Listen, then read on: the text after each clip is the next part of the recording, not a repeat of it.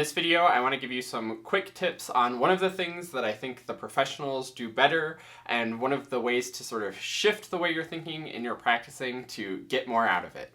My name is Josh Gu, and after years of studying the clarinet with some of the best teachers from around the world, I am excited to be sharing my knowledge with you. So go to QuickStartClarinet.com or check the description on this video to see all of the wonderful resources I have to help you reach your clarinet dreams. And of course, subscribe to this channel for weekly clarinet and music tips and tricks. This is something that I've been saying in my own playing and saying to my students a lot lately, and it's because I've been realizing in working with my students and in my own practicing that this really is sort of the difference maker and the mindset that you need to have to maximize your growth and make your practice as efficient as possible. And what that is to do the simple stuff better.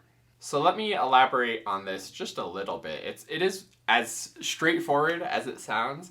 I find myself a lot in lessons and in working with people, I'm sort of telling them to do the same like simple exercises, and I think people run into this thing of like, oh yes, I've heard to do my long tones before, or things like that.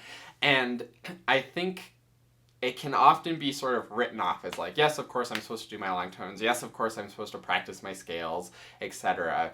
But the level of quality that you go for in those things and the doing those simple things better is really truly what makes the difference. And I think that's what professionals do so well, is they can do the simple things really, really well. You can do your long tones and have perfectly legato, smooth, even connections between notes. They can do their scales very quickly, but it's able to go quick because their finger motion is perfectly precise and they know the notes well enough that it's automatic. And it's those simple things better that makes the difference and actually leads to growth and efficiency in your practicing.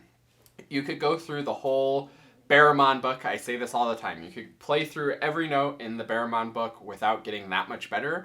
Or you could play through the first page of Barramon and make a lot of progress and growth, just depending on the mindset you're going into it with. And that mindset is to not play more notes, but play better quality notes. So sort of the quantity versus quality thing. This goes for practice time as well. You want your practice to be quality, making deliberate improvements, deliberate changes, and trying to get the most out of the simple things. And I think the other end of this spectrum, not just doing better quality on things, but I think sometimes doing even more simple things can make a difference too. You can maybe have a really complicated scale routine, for example. Maybe like you're doing the close A scales or playing through like multiple pages of Barramon in your warm-up. But what if you just simplified it down to just a 2-octave scale? Maybe 3 octaves if you want to get crazy. But just a simple scale, straight up and down, but still looked for as much quality out of that. Could you get as much growth out of doing a 2-octave scale as doing 2 pages of Barramon scales, for example? And I think if you have the right mindset to go for the quality on the simplest exercises, that's the mindset that's going to allow you to excel at all of the other things that you're doing. You know, I had a little bit of this issue when I was writing the Next Generation Clarinet Method, where I was putting in these pretty simple exercises, and I was thinking to myself, oh, these are like really simple. Are people gonna get that much out of the book just with all these simple exercises? But I decided that no, it's the simple exercises that are important, and that's why I have so many just very basic kinds of exercises in there, because it's digging into those basic things that provides the best foundation for continued growth. And there's not just simple exercises, it's not just 1-octave or 2-octave scales in the whole book. There's some variety on it, but at the end of the day, the notes are generally pretty simple, especially on the fundamentals and the basics part of the book.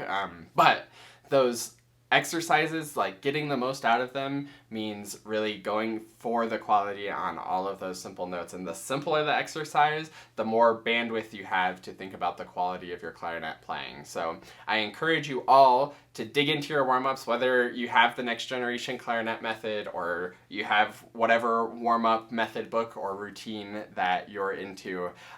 Dig into those simplest exercises and go for the best quality that you can on them. And that is my quick tip for this video. I hope you enjoyed it. Leave a like if you found this helpful. Comment if you have any questions or any elaboration on this. Subscribe for more tips and tricks. Thank you for watching, and I'll see you in another video.